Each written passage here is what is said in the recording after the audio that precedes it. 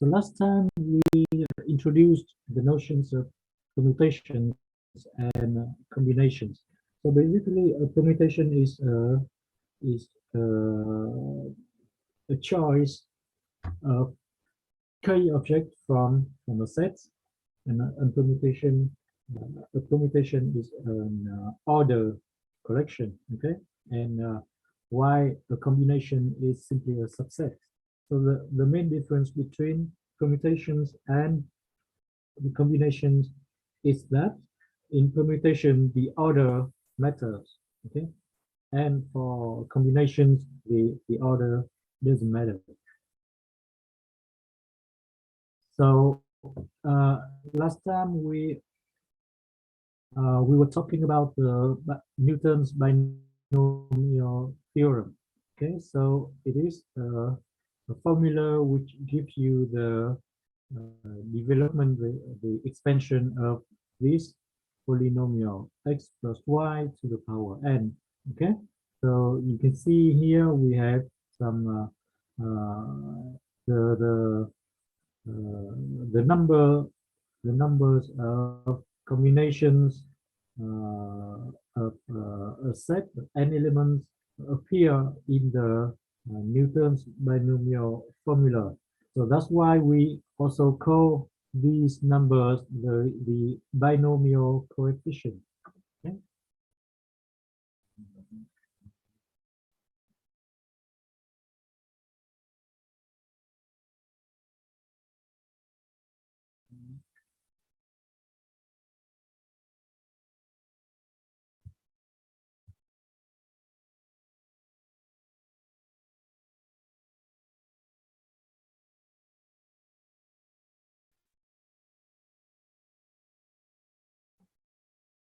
Okay.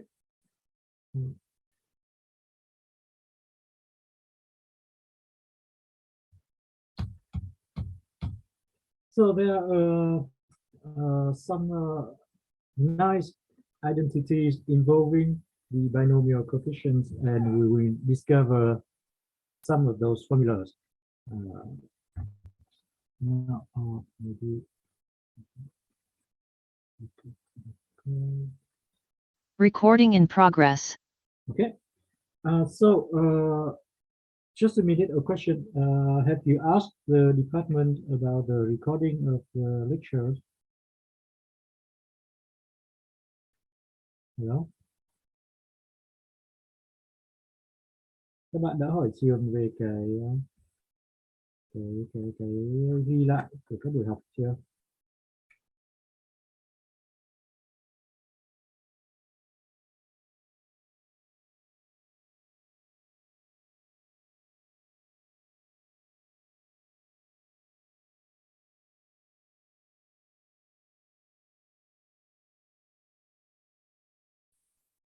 Hello? Okay, so I haven't checked with the school yet, so maybe if I forget, then you should ask the department yourself. Okay. Okay, so now let us return to some identities, or in Vietnamese đẳng thức. Okay. So, identity involving the binomial coefficient. Okay. So the first easy way to see these identities is to give x and y in the binomial theorem some special value. Okay, so here, for example, if you let x and y be equal to 1 in the formula, then you will have you have 1 plus 1 to the power n will be equal to the sum of, for I going from 0 to n of n choose I. Here x and y are both equal to 1, so you have 1 to the power I and 1 to the power n minus I, and you you get this formula here in the corollary. Okay, so the first proof of this formula is simply to replace x and y with 1 in the binomial theorem. Okay, but there is another way to prove this, and which is a combinatoric proof. Okay, so we will try to count something in two ways, so that one way gives us the formula on the left hand side, and the other way gives us the formula on the right hand side. Okay, so this expression, you know it already. Okay, so if you have been following the lecture, then you know that 2 to the power n is nothing but the number of subsets of a set of n elements. Okay, or in other words, with our loss of generality, we can assume that our set is a set of the first n integers, okay, from 1 to n. And you know that this right hand side is the number of subsets of this set. Let's call this one as n. Okay, so 2 to the power n is the number of subsets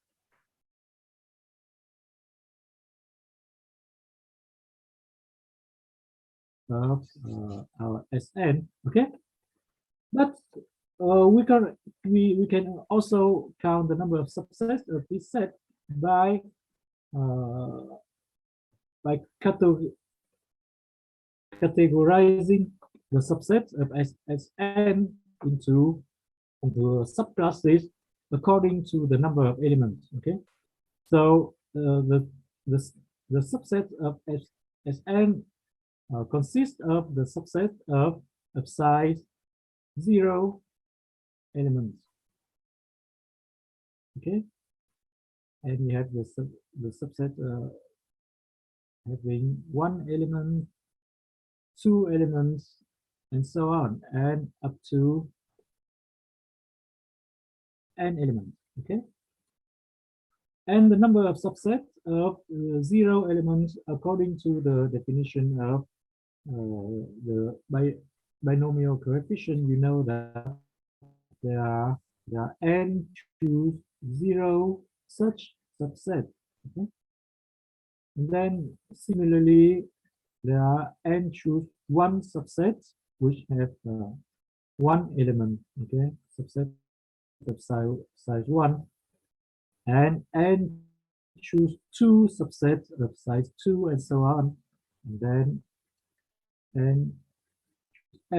Okay, so here we use the addition, the rule of addition, the sum rule. Okay, and we get the total number of subsets of n is equal to the number of subsets of size 0 plus the number of subsets of size 1 plus the number of subsets size 2, and so on, and we get the left hand side here. Okay, so that is a combinatorial proof of this formula. So you have two ways to prove this formula, and basically for most of the formulas, most of the identities that you will have to prove in the exercises, there will be at least two ways to prove. Okay, so you can either prove by an algebraic argument, tức là các bạn có thể chứng minh bằng cách đại số, bằng cách quy nạp. You can use induction on n, for example. Okay, and you can also use the double counting argument. So you can try to count some kind of objects in two different ways in order to obtain two different expressions. And then, since you are counting the same object, you can establish that the two expressions must be equal to each other. So you obtain an identity. Okay. So you can. So this is the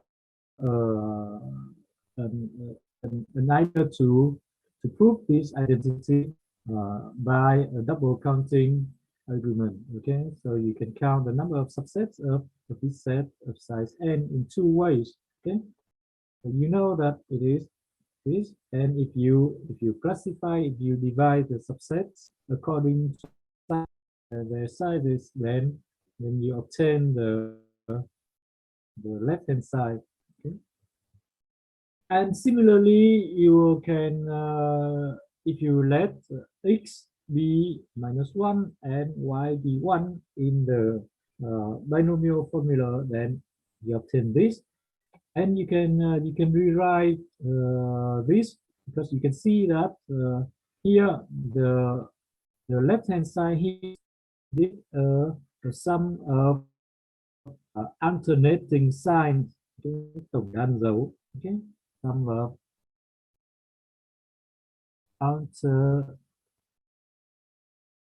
alternating sign. Okay, alternate, to alternate means that it switch, go back and forth between two states. That means alternate. Okay, you can see that if you write this,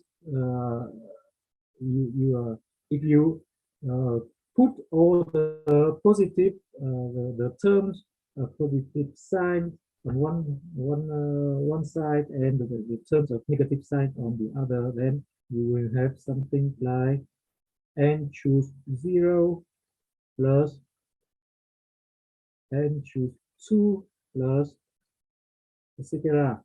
Okay, so you can see that you can put all the terms with even I on one side and all the terms of odd I on the other side, and you get something like that. Okay, so the sum corresponding to even indices is equal to the sum of terms corresponding to odd indices. Okay, so this you can try. I encourage you to try for some small values of n. You can write. You can verify this. If you don't trust me, and you better not. You should develop some habit of doubting this result. So it is better if you can verify these results yourself, so you will be more confident in the results. Okay, so you can try, for example, try for some small values of n. For example, n equal to 3, 4, 5, 6. You can try to see how it works. Okay. Are there any questions? If not, then we proceed to other identities. Okay. Okay, so this one will give you a relationship between the binomial coefficients of higher n plus 1 as a function of binomial coefficients of let's say lower level. Okay, so if you know the coefficients, the binomial coefficients corresponding to a value n, then you can deduce the coefficients corresponding to n plus 1. Okay, so here in order to prove this, you can use either induction. Okay, induction over n. You can verify for some small values of n. Then you try to prove that if it is true for n, then it should be true for n plus 1, and so on. Okay, or you can write directly. You can try to simplify the right-hand side by using the formula for the binomial coefficient. You can use this formula, okay, and try to simplify the right-hand side in order to so that you obtain the left-hand side. Or we can use a double counting argument. And here, these two previous methods, the first two methods are easy, so I leave them for you to do as some small exercises. And here I will introduce what I consider interesting, that is the double counting argument. Okay.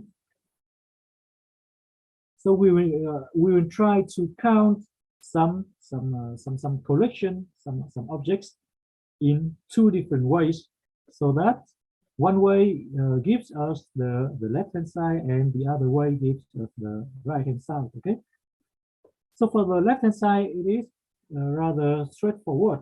Okay. So by the definition of binomial coefficient, we know that this term n plus 1 choose k is equal to the number of subsets, of size k of what set?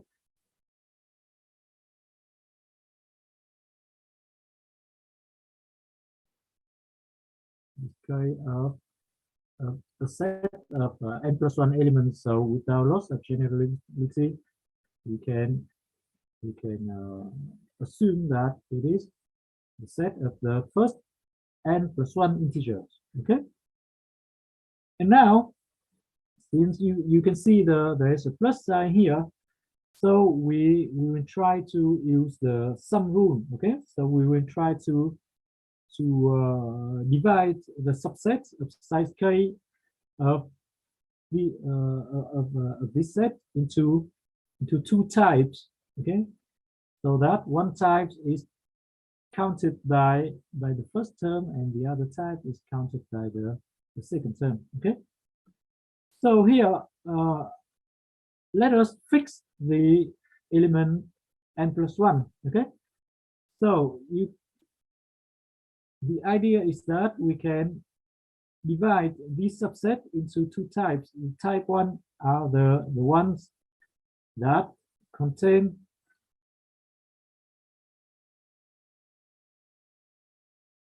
the element n plus 1, and the second type are the subsets that do not contain the element n plus 1 here. Okay. So we fix this element n plus 1. So do you agree that for any subset of size k of this set, there can only be two possibilities? Okay, so either that subset contains n plus 1 or not. Okay, so now in how many ways can we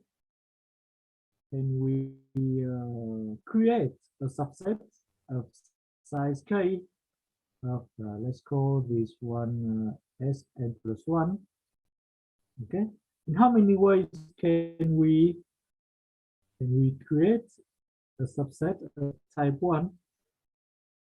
Okay, so in order to ensure that our subset of size k contain the element n plus 1, we will choose we choose n plus 1 as an element of that subset. Okay, so we have one choice for the element n plus 1, and then for the and then we have k minus 1 places left for the other elements, and the other elements are chosen. The other elements are chosen among the numbers from 1 to n. Okay, so for the other k minus 1 elements, you have n possibilities. So in total, there will be, you have n possibilities, and we have k minus 1 place. So we have, this is the number of subsets that contain n plus 1. Okay.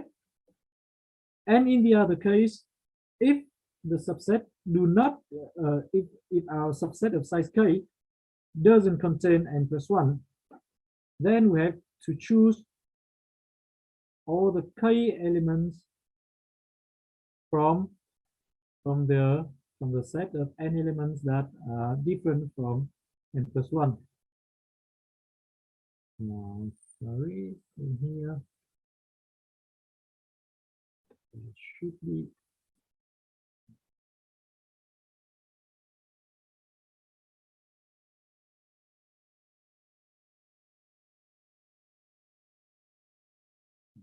n plus 1. Okay, and we get this. Okay, if our subset do not doesn't contain n plus 1, then it's easy. We choose k elements from these n possibilities. Okay, so we have this many subsets that do not contain n plus 1. Okay, so you can see here, so this term corresponds to this, and to this case, and this term corresponds to this case, and by the sum rule, the total number of possibilities is the sum of possibilities in each case, and you have established the identity. Okay, do you follow this proof? Hello. Yes. Okay. It's okay. So here is the proof formally written for you. You can read it on the slide.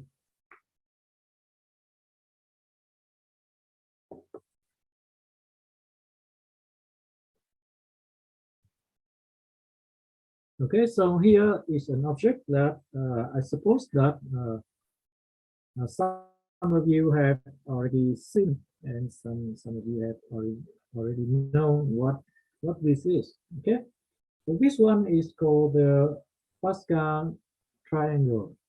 Okay, so here you see on the topmost row, on each row are the binomial coefficients corresponding to a value of n. Okay, and they are arranged in the order of increasing index. You can see here the top row corresponds to n equal to 0. The second row corresponds to n equal to 1. You can see that 1 choose 0, 1 choose 1, and so on. For example, here this corresponds to n equal to 5. You have the n, sorry, 5 choose 0, 5 choose 1, and so on. And one particular property of this triangle. So you can see that since for each value of n, there are n plus 1 binomial coefficients. Okay, because you have the indices that run from 0 to n. So the number of coefficients on each row is n plus 1. Okay, so there are more and more. The more n increases, the more coefficients there are. So if you arrange the coefficients, you obtain something like a triangle like this. Okay. So the formula on the previous slide tell us that here, for example, here you can see in this example, this is the identity that you have on the previous slide, which is also called the Pascal identity. Okay, so here you can see that it corresponds to n equal to 6 and k equal to 5. Okay, so here if you let n equal to 6, then you have 6 plus 1, which is 7. Here 5, 6, sorry, 4 and 6, 5, which is given here.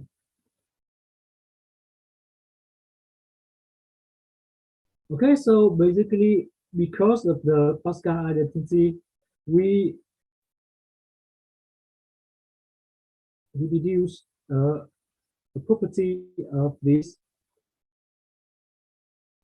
triangle is that if you take any two adjacent, two neighboring coefficient on a row, on the same row, two coefficients on the same row and which are next to each other, and then you take the sum, then you get the coefficient directly below them. Okay, so here you can see, you can verify,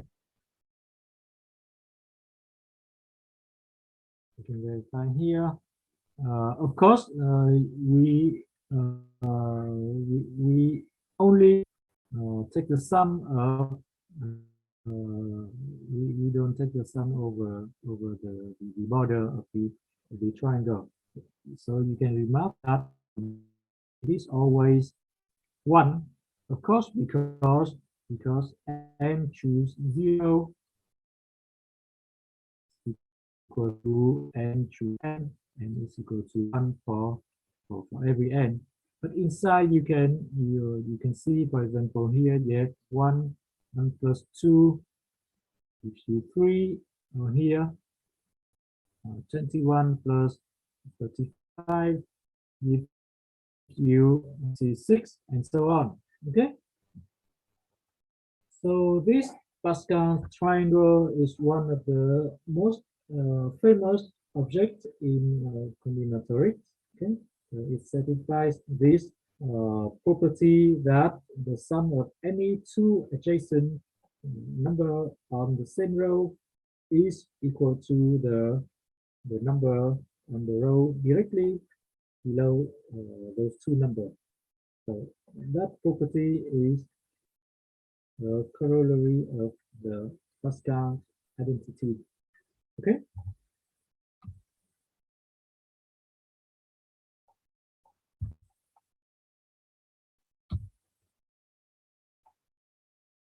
And so now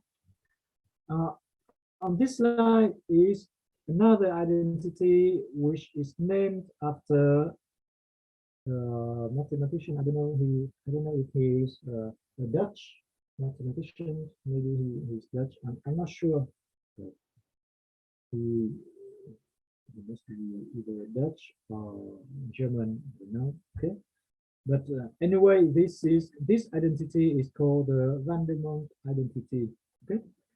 So you can, in fact, the proof of a company, a proof by double counting for this identity is exactly is very similar to the proof of Pascal's identity. Okay, so you can see here, you can trick the proof of Pascal's identity a little bit to obtain these results. Okay, so here you can imagine that you have a large set which is divided into two halves. On this half you have n elements, and this half you have n elements. Okay, and the left hand side will count the number of subsets of size r of this set. Okay,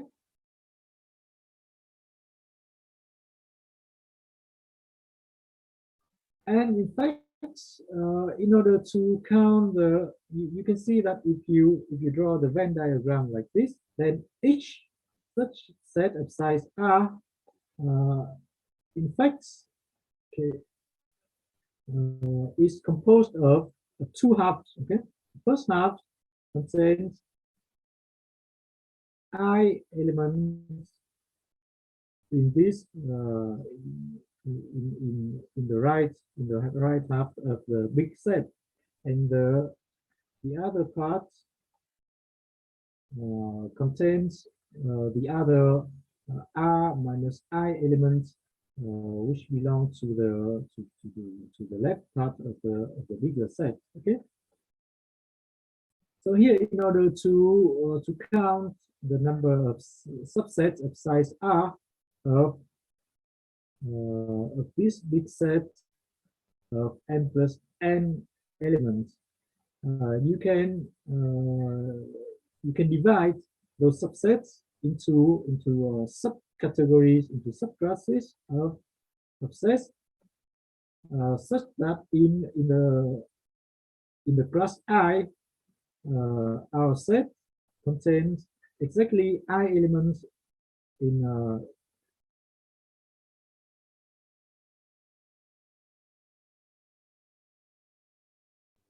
this part. Let's call this part 2. Let's call this part 1. Okay. So you can see that this corresponds to this term here. N choose R minus I is the number of ways to choose this small half, and N choose I is the number of ways to choose this small half, and then you combine the two halves together. You combine the two halves together, and you obtain this term. And maybe a small question for you is to explain why is it multiplication here, and why do we use the multiplication inside here for each term, and why do we use the sum for all the for all such terms?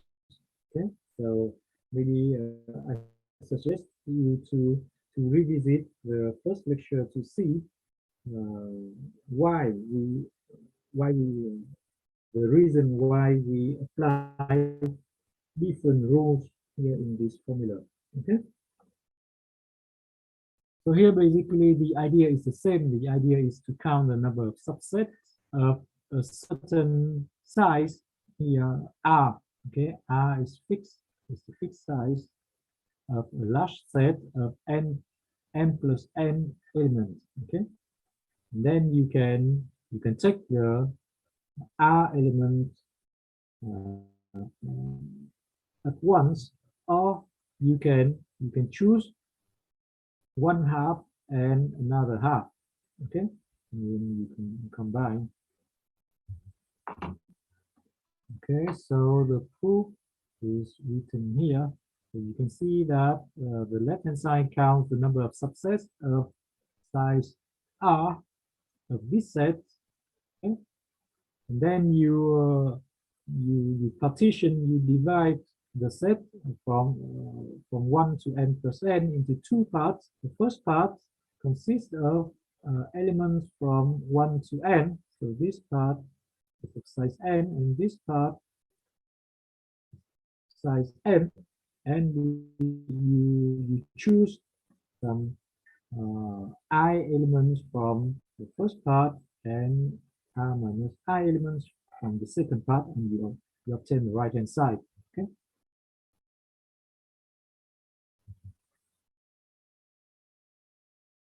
Okay, so if you play around a little bit, you give n and n some special values in this identity, then you get something which looks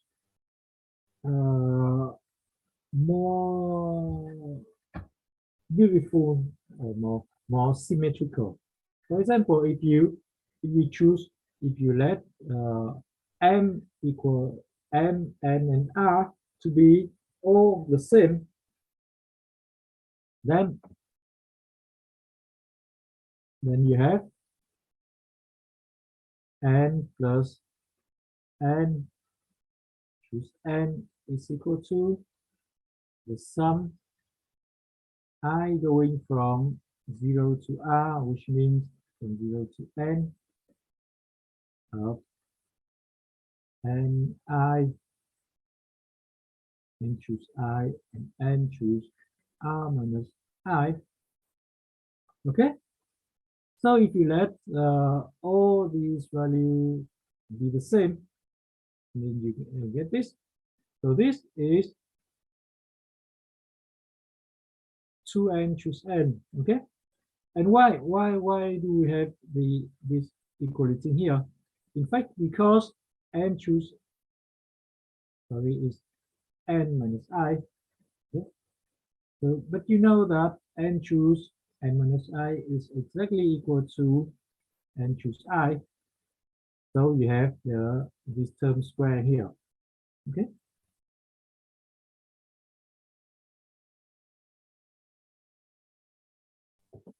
So for all these identities, I encourage you to verify that the identity is true for small values of n. By small values, I mean values of n up to let's say 6. Okay, so, and from 1 to 6.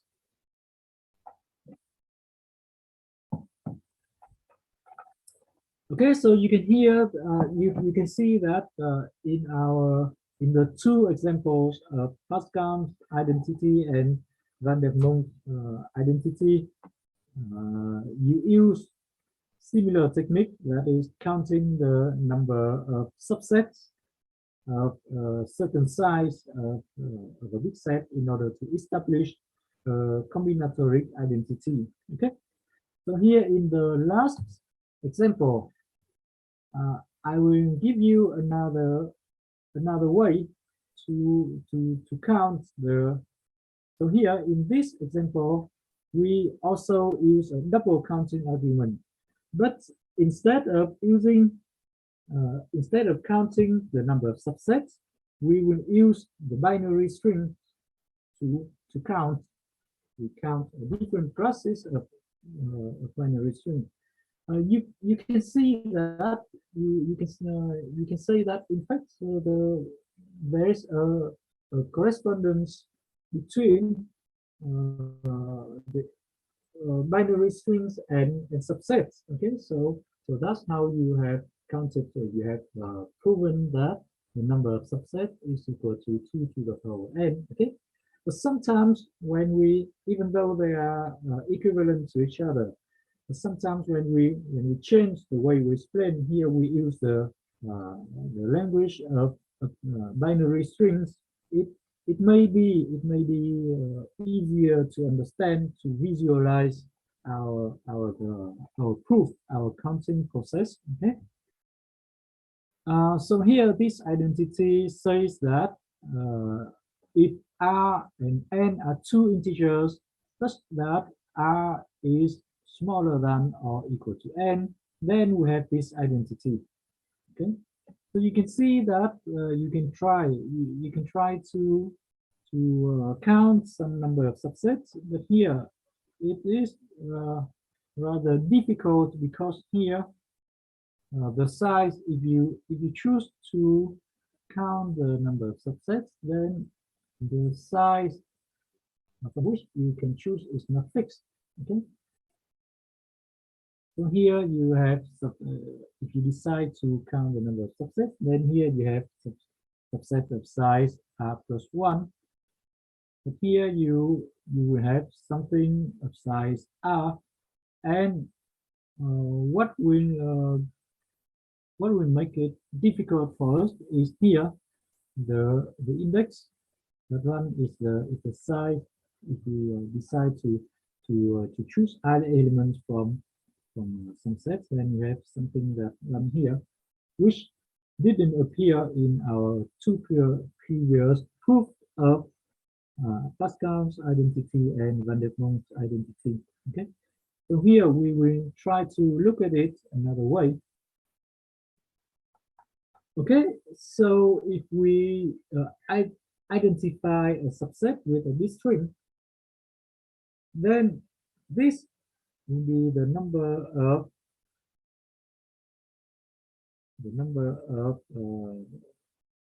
binary or bit string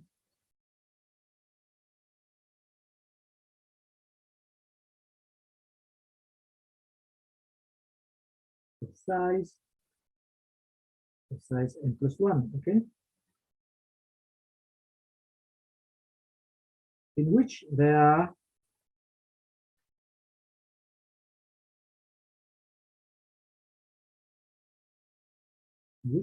exactly r plus 1, let's say 0.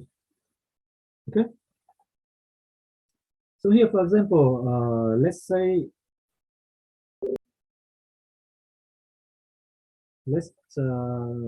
n equal to 5, okay, and r equal to 2. Then you have 6, choose 3, which is equal to, can someone calculate this for me? Must be 20, right?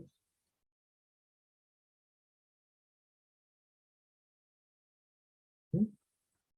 And here, if we let, okay, 20, thank you.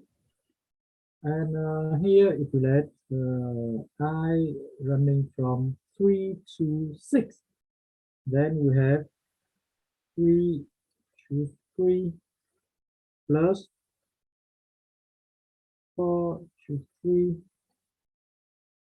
plus 5, choose 3, plus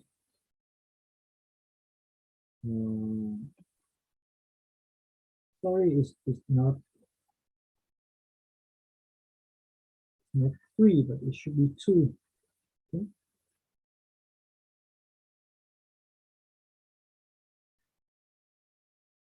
What do we have? 5, choose, and we must have 2, choose 2 here. Then we have 1 plus 3 plus 6 plus 10. Okay, so we can believe that the formula is correct. Okay,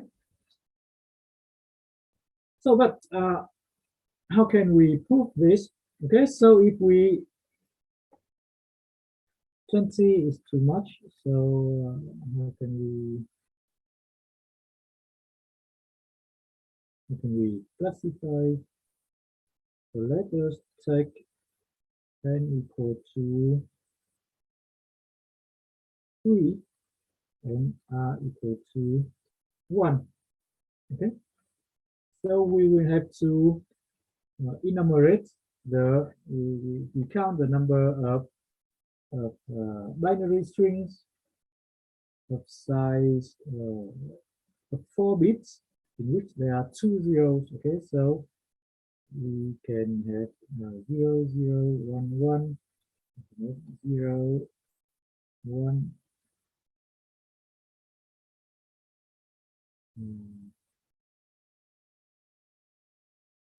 Okay. So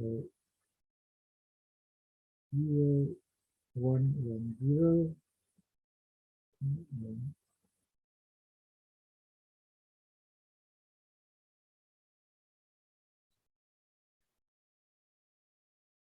We have 1, 0, 0, 1, 1, 0, 1, 0, and 1, 1, 0, 0. Okay, so how can we categorize these strings in order to have here what do we need? We need I is equal to 1. We need 1, 1. We need 2, choose 1, and we need 3, choose 1. Okay, So how can we categorize these strings? Okay. So the trick here is that we look at the last zero. Okay. So these three strings will be considered one category. Okay? So 0 at the second position here will be considered one category, and this here is another category in here. So basically, we consider the position of the last zero in the string.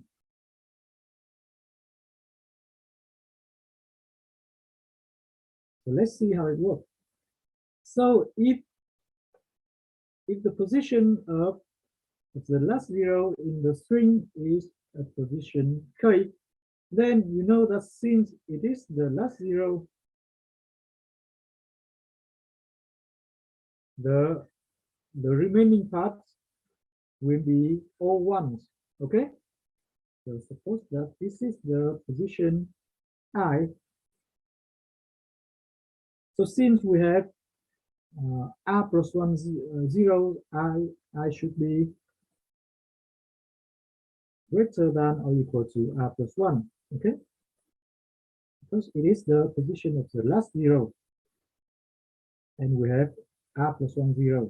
So the last zero cannot be before, otherwise we will not have enough places for zero. Okay, so there are only one choice for the parts to the left of this zero. Okay, and for the other part, we will have, what do we have? We have how many positions in total? So if this is position I, then before that we have I minus 1 bits, okay? And of which there are how many zeros? We have r plus 1 zeros in total, and we have used 1 0 here, so in the, so this should be, so there should be n r zeros here. So basically, such as in this way, we have uniquely determined a string of r plus 1 0. Okay, so here we have I minus 1 bits, and of which there are r zeros, so the number of choice here will be I minus 1 choose r. Okay, we have this many ways to create a string, the left part, the string terms. Since here we have only one choice, which is 0, we have 1, and here this part, since it is all ones, we also have one choice, and we get this. Okay, so do you understand this? If we consider the position of the last zero in the string, then we have this. Okay,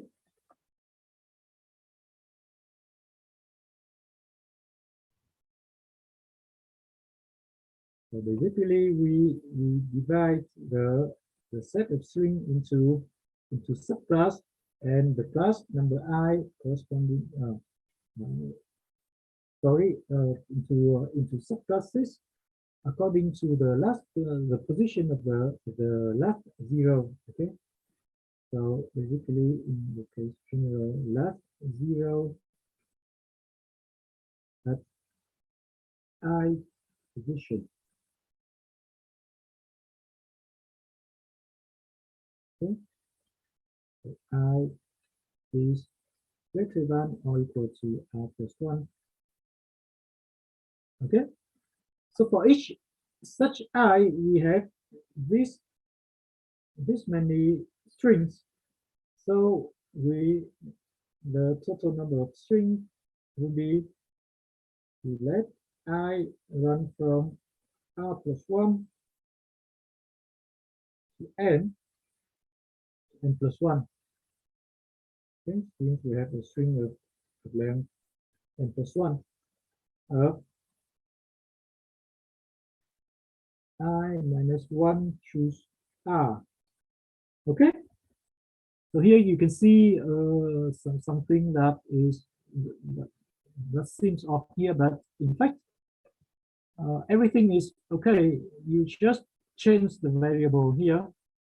Instead of I minus 1, you change it to I. Then the indices will be, yeah. So if you after a change of index, then you obtain this formula. Okay.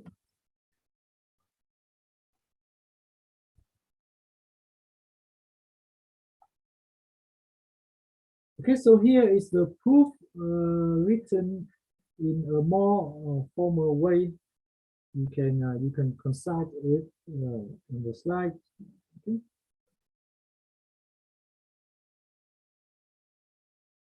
So basically, in order to better understand, you can write, you can redraw the picture that I give you. That is, it corresponds to 0 here. You have all ones on the right, and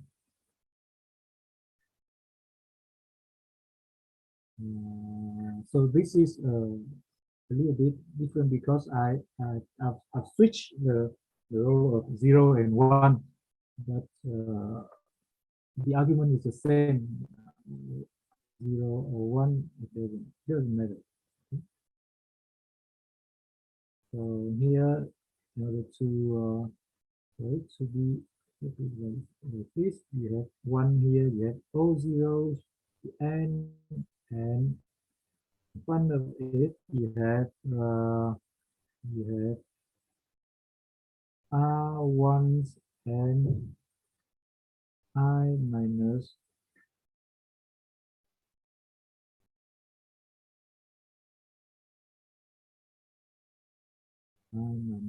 R minus 1, 0. Okay. So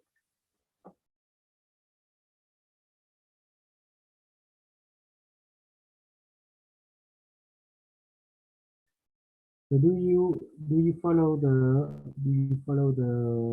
proof? Your screen just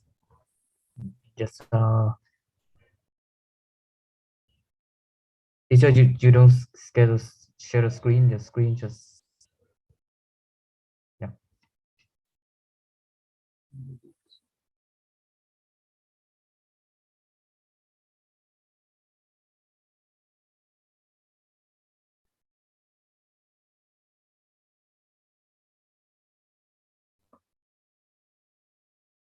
Okay. So Okay. this slide you can download from Moodle. Okay, but the idea is that just keep the picture. You have 1 here, all zeros, and in front of it you have a mix of 0 and 1. You have according to the proof you have R1s and other zeros. Okay? So I minus 1 minus R 0 here. This part, so you count the number of strings according to this. So up to now you have seen two examples, the two examples of techniques used to prove combinatoric identities involving binomial coefficients.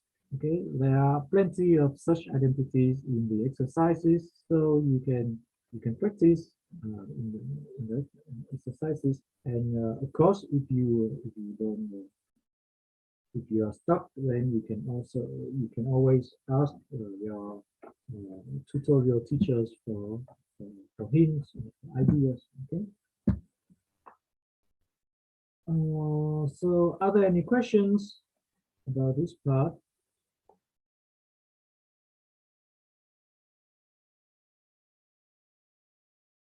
Questions? No. Okay, so if not, then I propose that we take a small break, and then after the break, we will proceed to the permutations and combinations with repetitions. Okay, so let's say we will resume at 4. Okay. Recording stopped.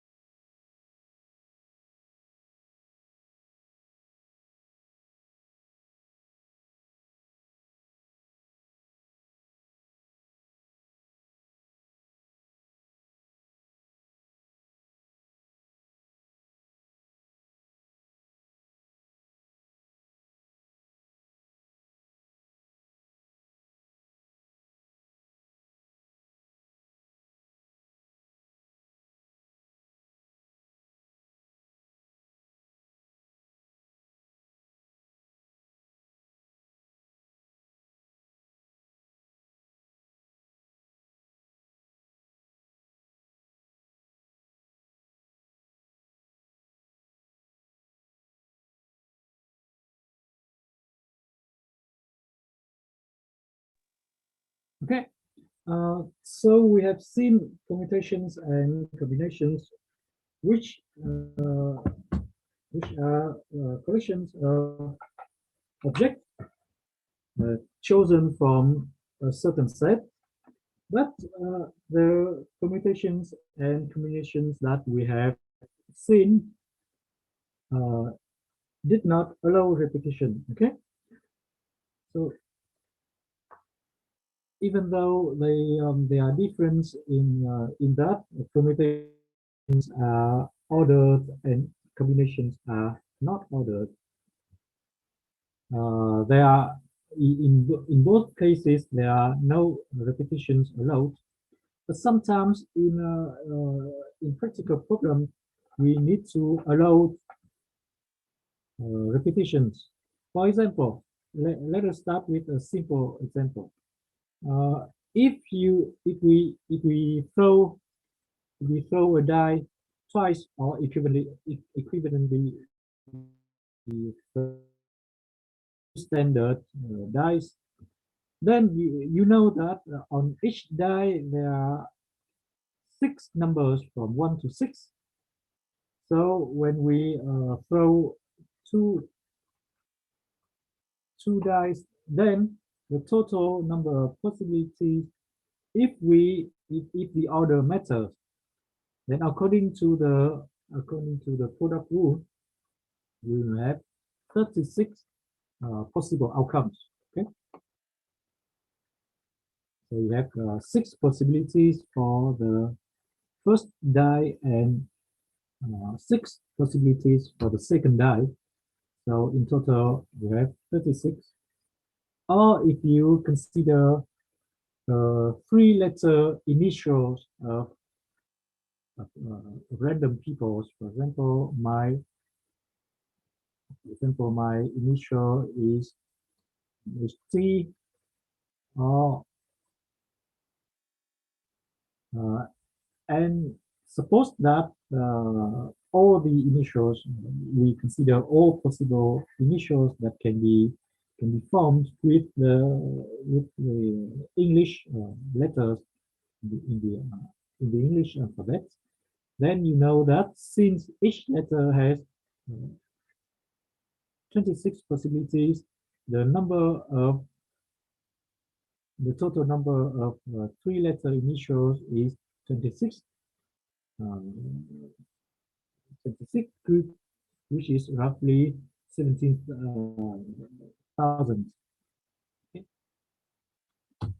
And so this case is simple. Okay, we just need to apply the product rule, and we find that if we have n elements and we want to count the number of r permutations of these elements with repetitions allowed, okay, so that means that an r permutation here is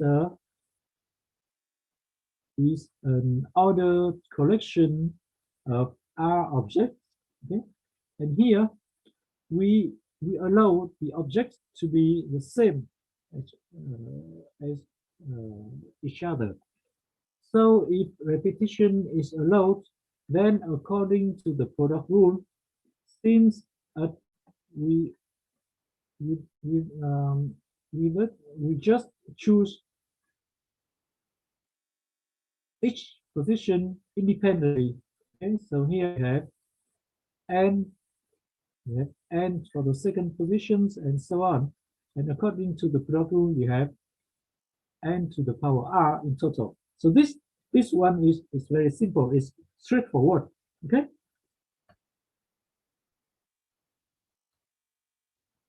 But the second case is a bit more complicated. Okay.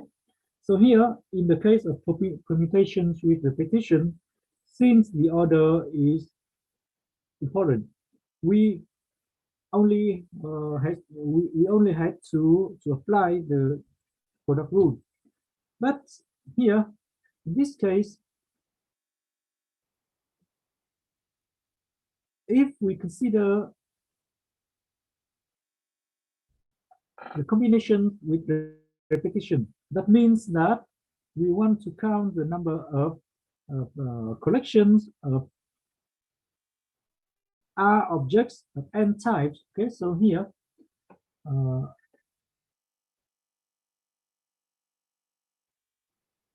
okay, so we count the number of R combinations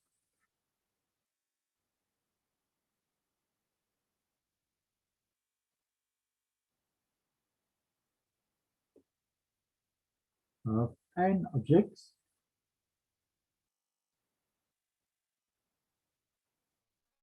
with repetition allowed.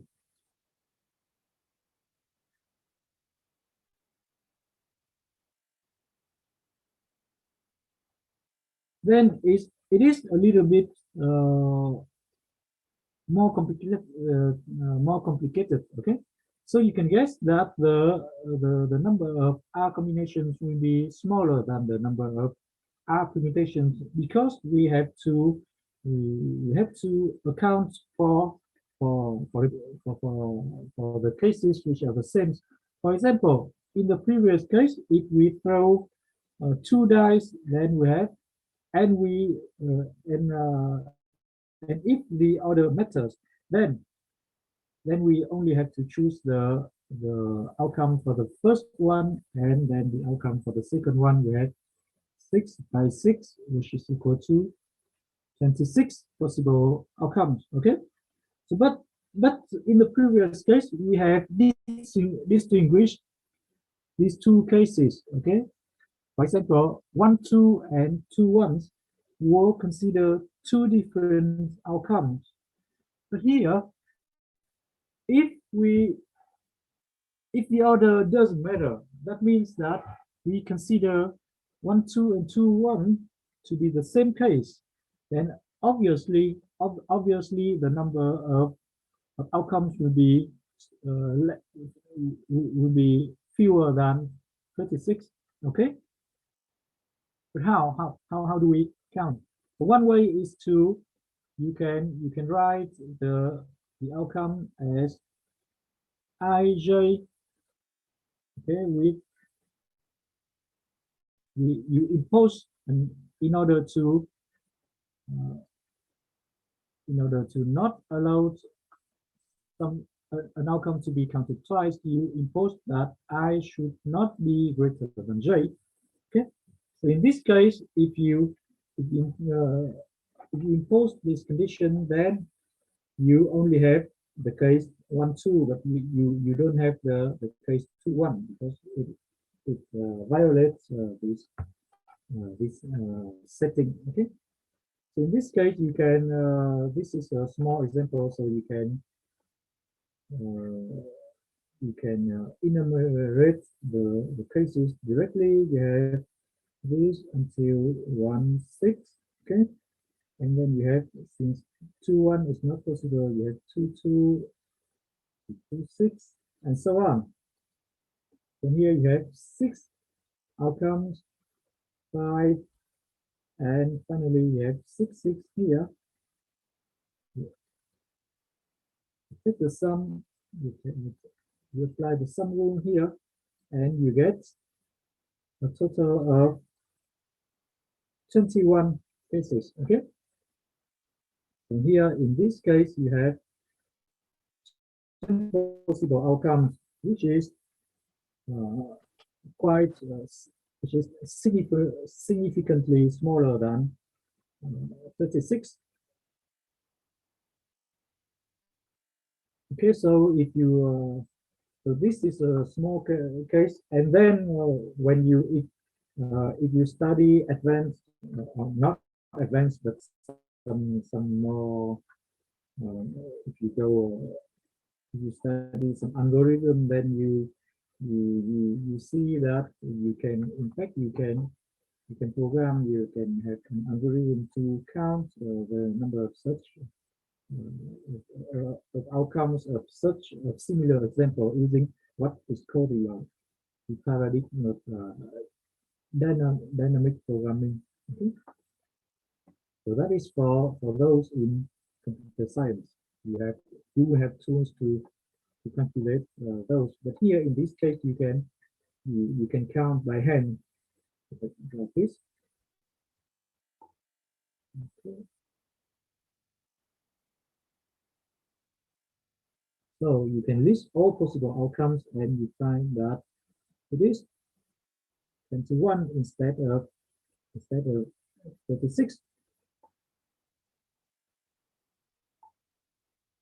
Okay, so this one is so let us look at another a more complicated example, and then after we have solved this example and we have introduced the general method, we will go back to the previous example on the two dice and see if the general formula can be applied to the previous example or not. So here, as you can read on the slide, you suppose that you go to a cookie shop and you have 4 choices of cookies. Okay, you want to buy 6 cookies. So the question is, if there are 4 different types of cookies, then how many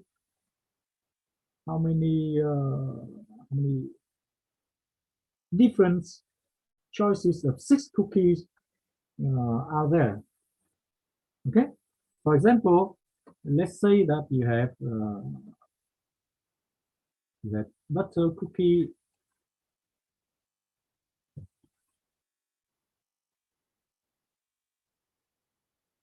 For example, let's say that you have butter cookies. You have what else? Resin cookies. You have ginger cookies and marmalade. Okay, let's say that you have 4 types of cookies.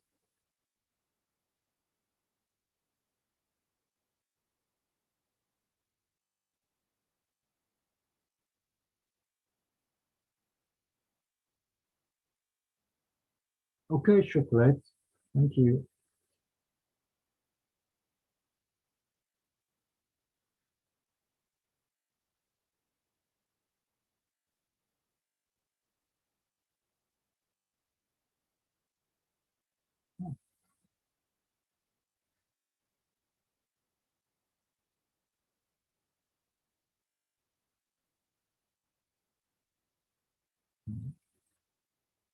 Okay, so you have chocolate, you have butter, you have raisin, and what else? You have marmalade. Okay, and then in how many ways can you try to list them by hand? For example, you can have 2 chocolate cookies. Okay, so let us do another math. Okay, so you can have, this is a choice. You can have 2 chocolate cookies, 2 butter cookies, and 1 each. So this is a choice. Okay, or you can have if you are a fan of chocolate, then you can have 6 0 0 0.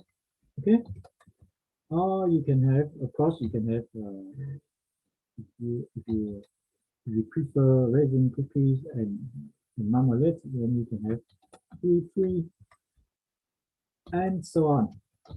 Okay, so there are many different choices, but so how can we derive a procedure to count the to count the number of people to choose the cookie? So here's an idea.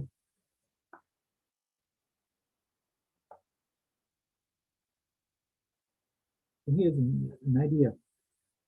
I will have some kind of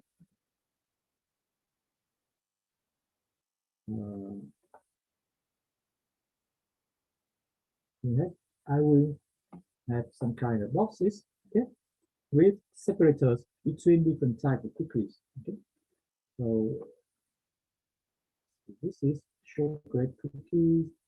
This for butter cookie. This is for raisin cookies, and this is for monolith cookies. Okay, so I will represent each cookie with a token. Okay, for example, this solution 2211 here can be represented by this setup. So that means that I have 2 chocolate cookies, 2 butter cookies, one here, and the second choice will be, let's use another color. Okay, the second choice, the chocolate, the all chocolate choice will be like this: 6 tokens here and empty elsewhere. Okay? And the 0033 here will correspond to nothing here, and 3 tokens here and 3 tokens here. Okay, so now this way we can encode each choice of cookies by unique binary string. Okay, so here, in order to, you know that binary strings consist of zeros and ones. So here, if I consider each token 0, then this choice here, the green choice, correspond to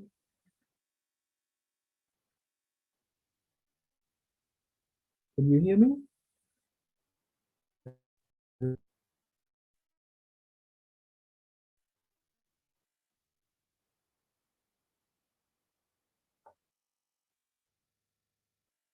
Is it better now?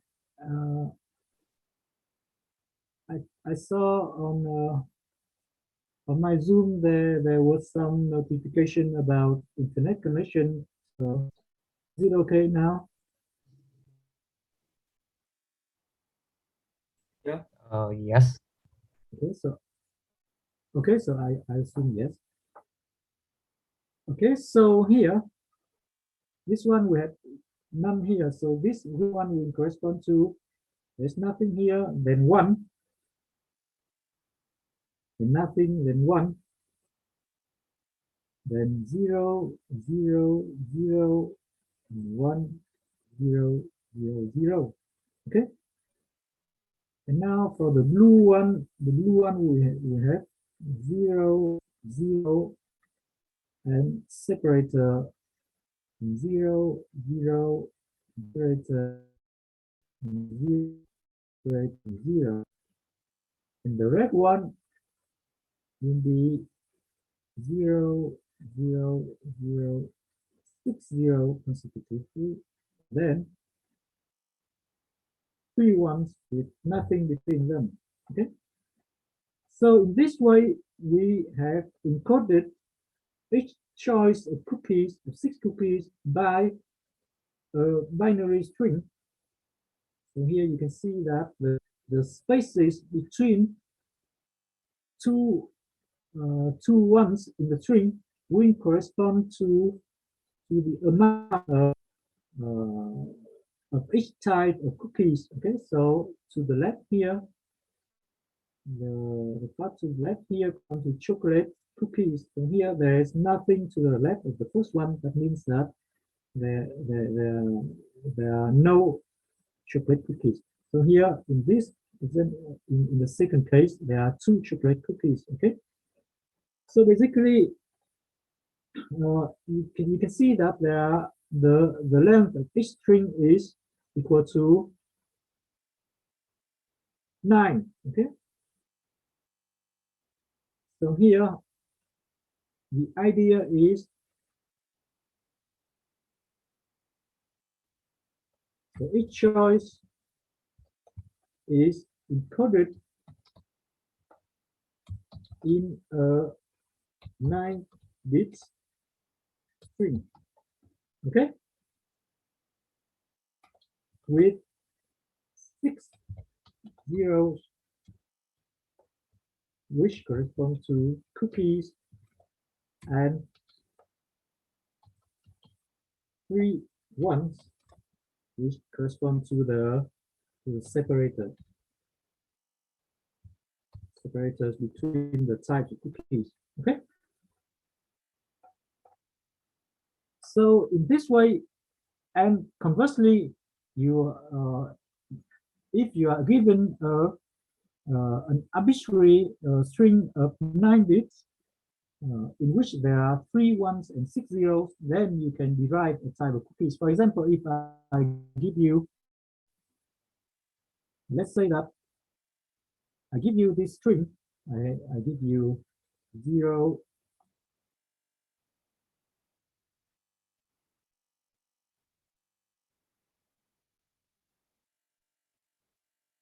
so please tell me what choice of cookie is this? I give you 0, 1, 0, 1, 0, 0, 0, 1, 0. And if I give you this string, then how many chocolate cookies are there? Can you tell?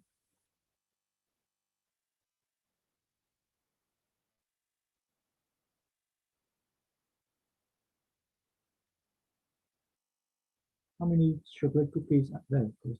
Okay, so there's only 1 0 to the left of this, so we have 1 chocolate cookie.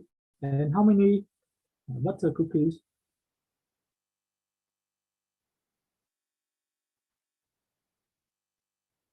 We have 1, okay. How many raisin cookies? Okay, 3. And finally, 1 marmalade cookie. Okay, so thank you. So can you see, is it clear? Is it easy to switch between a choice of cookies and a string?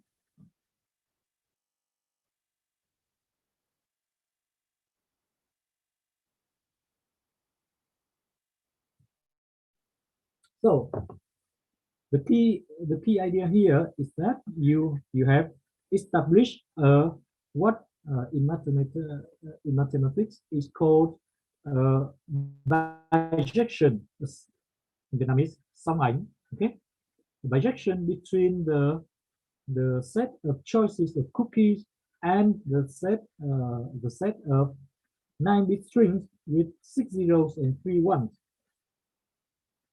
So that means whenever we have such a correspondence or a bijection, then we know that if we have a bijection between 2 finite sets, then the size of the 2 sets must be the same. That means that the number of choices of cookies will be equal to the number of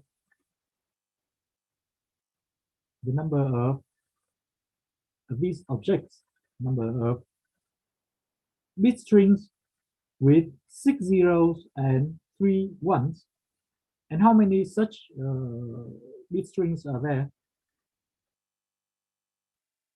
You know that there are 9 places in total, and you have to choose 6 places for zeros and the other 3 places for ones. So you have 9 choose 6 choices in total. Okay.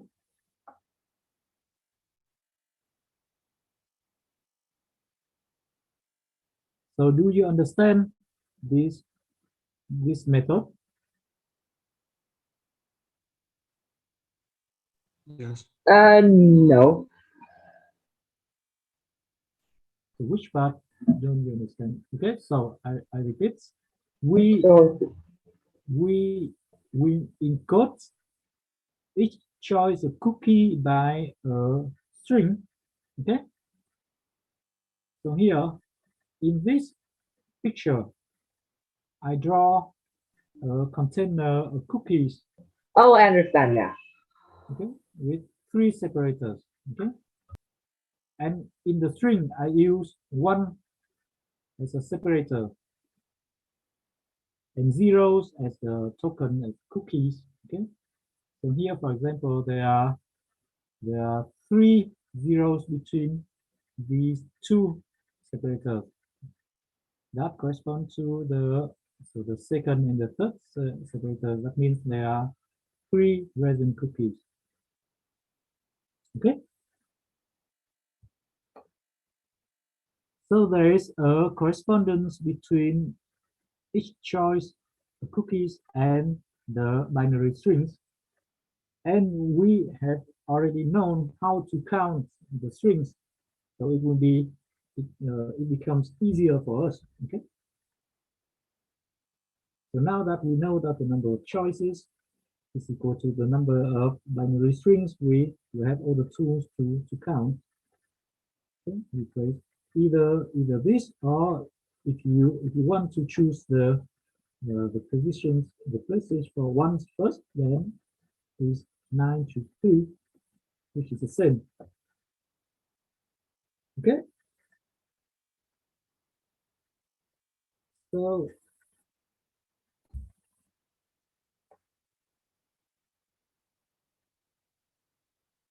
okay, so this is a more formal explanation of this example.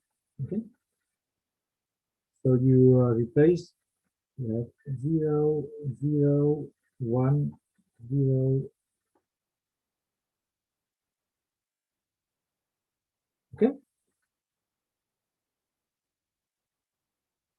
so in general, if you have to choose, if you have k types of cookies,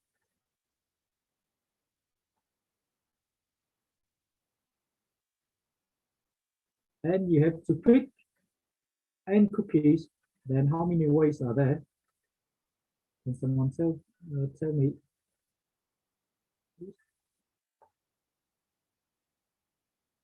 So here, why are there 3 ones? Why are there 3 separators?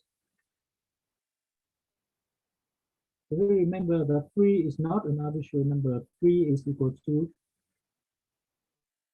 4 minus 1. Okay, so you have 4 different kind of cookies. Between 4 types, you have 3. You only have 3 separators between them. Okay, because the leftmost here, the compartment, and the rightmost compartment need no there are no needs for separators outside. Okay, you only need 3 separators between the types. So if there are k types, then there will be k minus 1 separators. Okay, or in other words, k minus 1 once and n zeros, and the total number of the total number of bits, or the length of the string, is n plus k minus 1. Okay, choose n. So this is the formula which is given here. Okay, so always remember the cookie example. Okay, if you forget this formula, you can re-establish this formula by reminding yourself of the example of cookies and of cookies. Okay, if you are not sure, you just write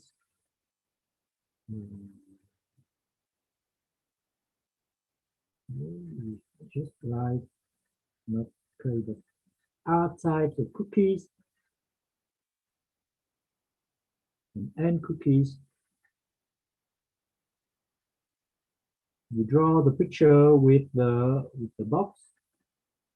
You draw the picture with the box with different compartments for different types of cookies, and then you get the zeros and one. Okay, so this is the formula.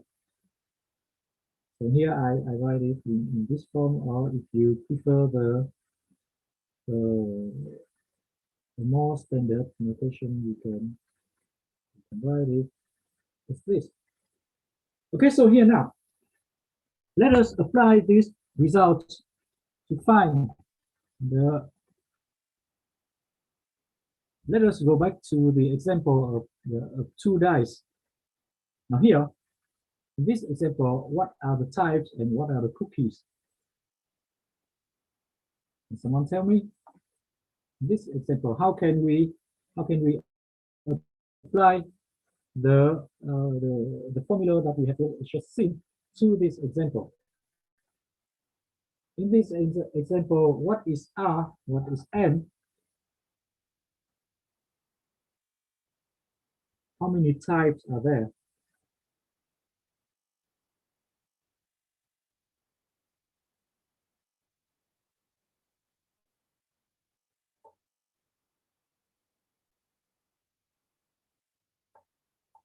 So this is my, as a hint, instead of look at the number, think of the numbers as types. So you have one here is a type of result for the face of the die. Okay. So here you have if we encode each outcome as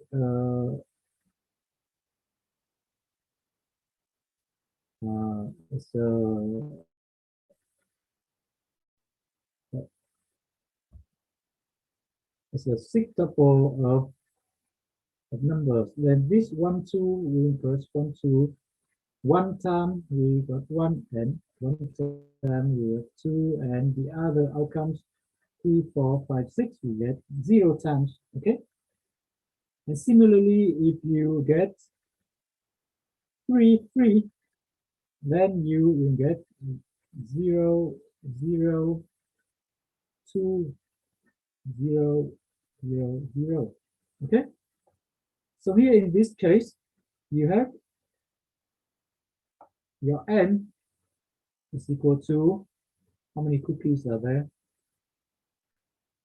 Yeah, 2, because you throw 2 dice. Yeah? N is equal to 2, and you have the number of types is the number of a type of result here. So R here is equal to 6, and if you apply, the number will be equal to N plus R minus 1, 2 plus 6 minus 1, choose 2, and the price it is 21. Okay.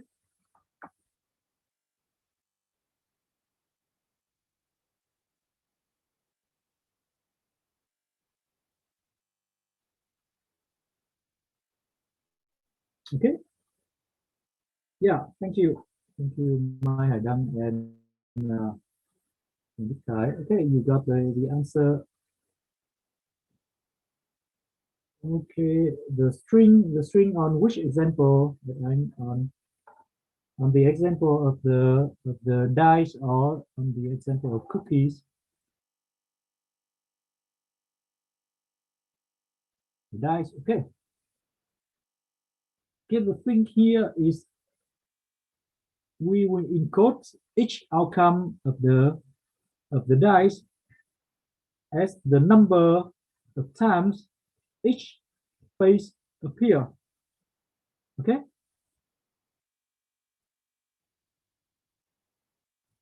So here, for example, if I will clear everything and I will, if I get the result 1, 2 or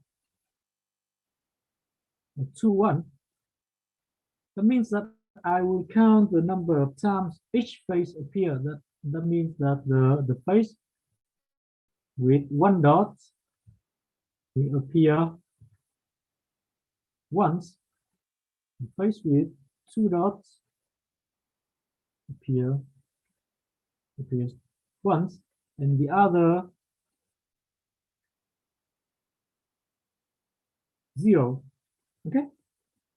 So that means that this, if I encode it by something like this, I will encode it by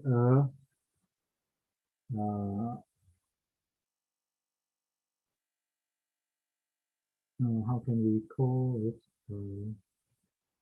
Not a collection, but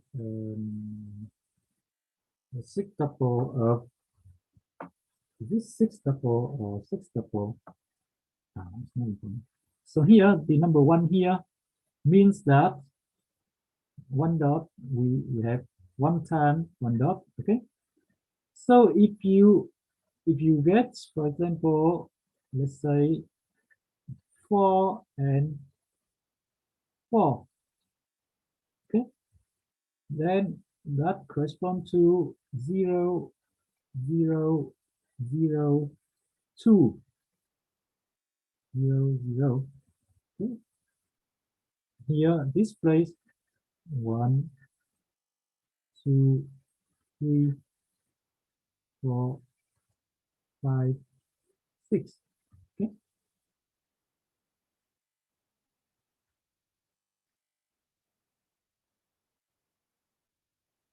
So 4, 4 corresponds to this.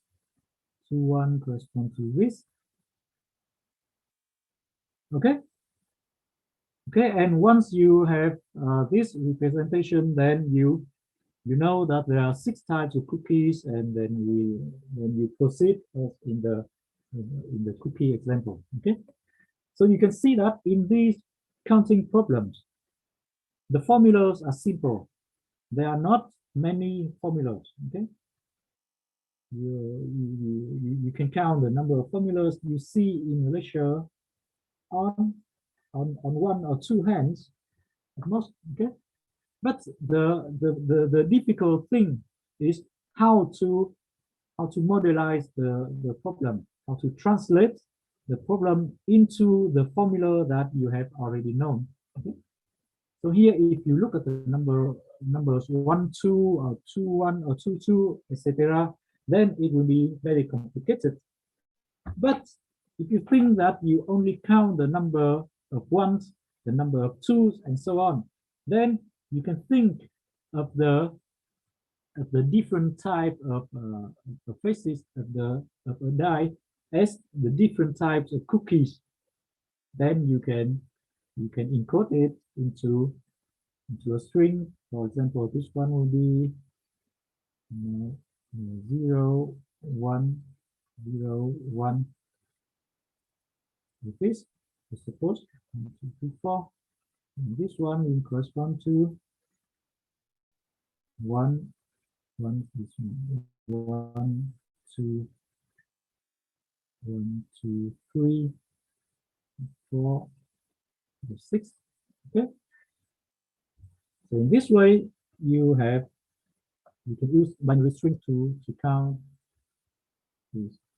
I know that this is not easy, especially for those who are not very familiar with mathematics. But just my advice is that just try to understand the cookie example, and then you can you can get more used to it. Okay. Okay, so here, this is another example. I would like you to find the number of non-negative integer solutions to this equation. Okay. So, for example, you can say this 119 is the solution, or 038 is the solution, or 443, and so on. Okay. So here, once you have understood the cookie example, you can think of this as similar, another type of cookie problems. Okay. So you have how many types of cookies here?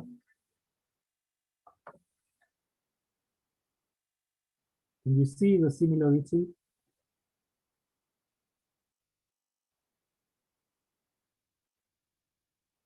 If we write, in fact, if we revisit the cookie example, then you have 6 cookie and 4 types.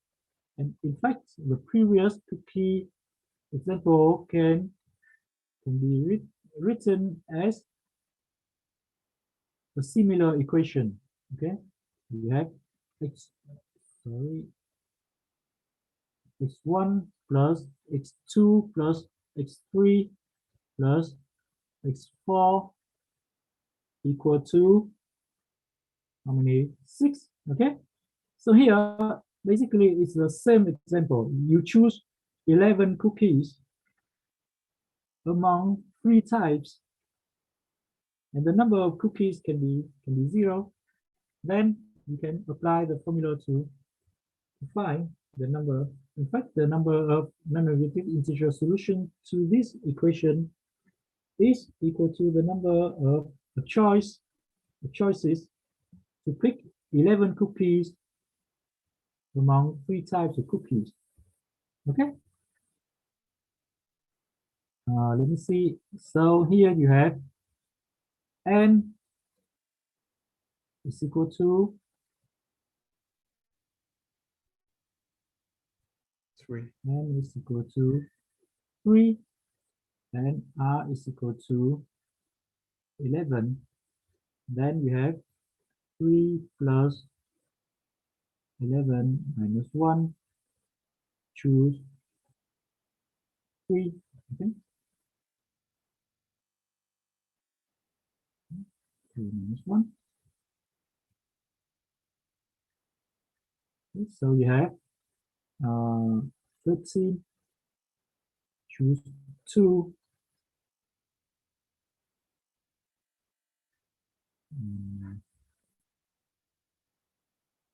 It is not.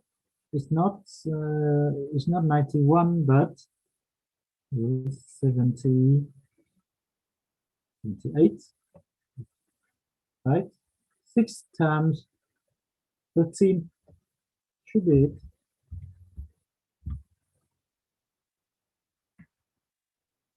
Okay, yeah, Vincent Bing, you got it, correct?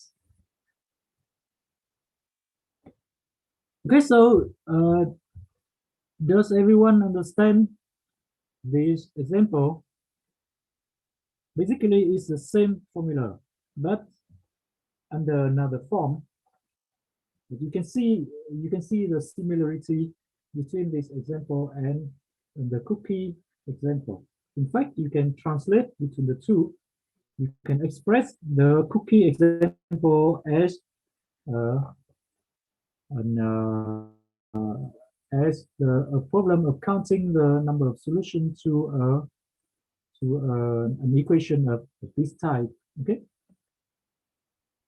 and conversely, from an equation of this type, you can instead a fixed problem. Okay, you can say that you have 11 cookies, or you choose 11 balls of 3 colors, and so on. Okay.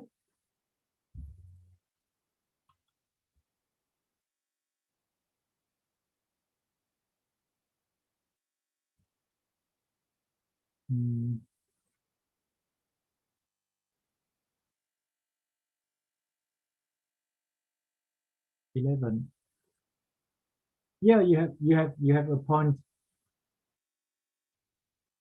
You have a point there. Sorry. So yeah. So the number. Yes. So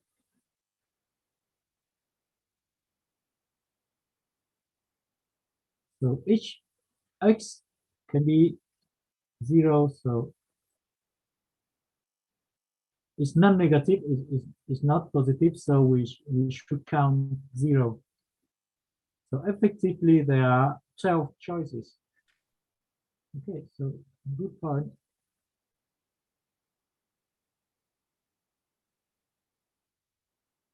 Okay, so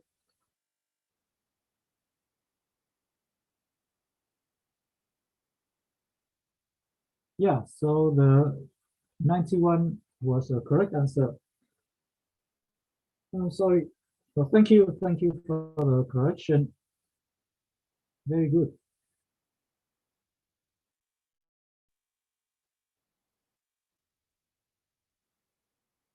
Okay, so the number of types is effectively 12, and the answer is,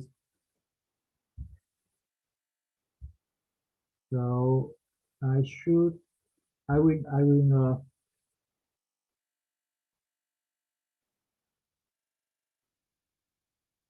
so this should be 12. Okay, so it is, we have set 0.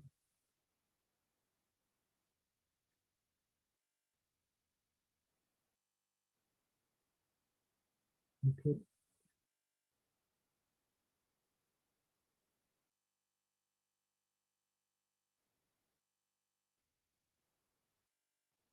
Okay, thank you.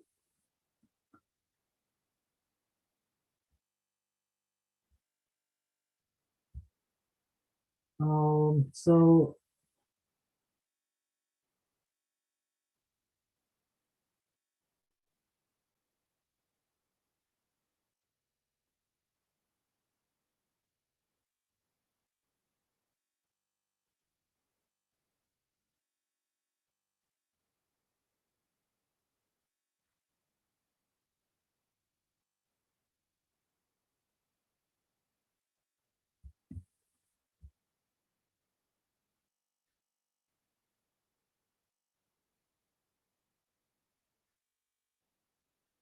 okay, so time's up. So the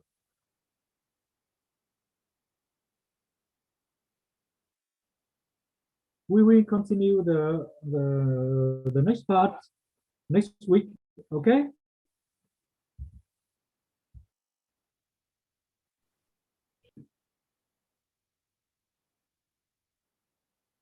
So that is for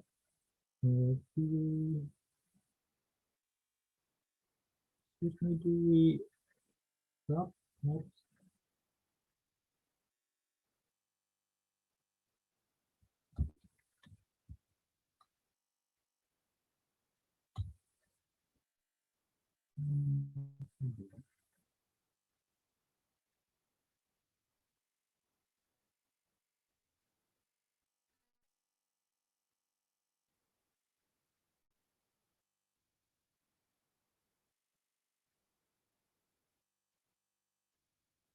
Okay, so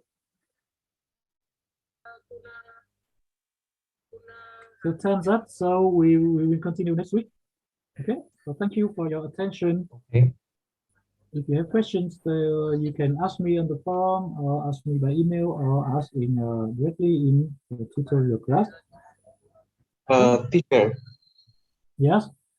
where can I have the recording?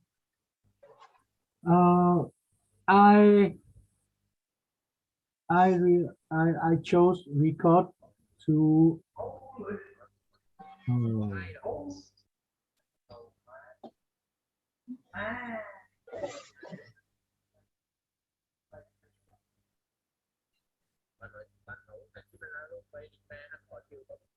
I chose to record to the cloud, so you should ask the administration to how to access the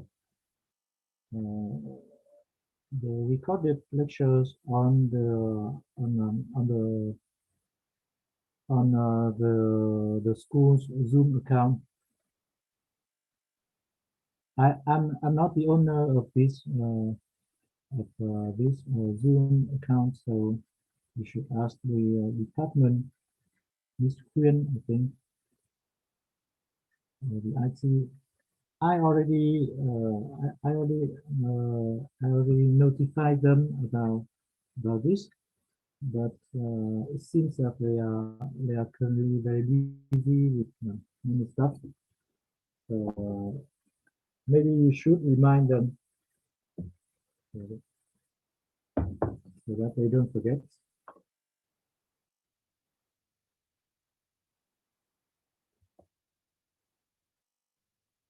Okay, bye-bye.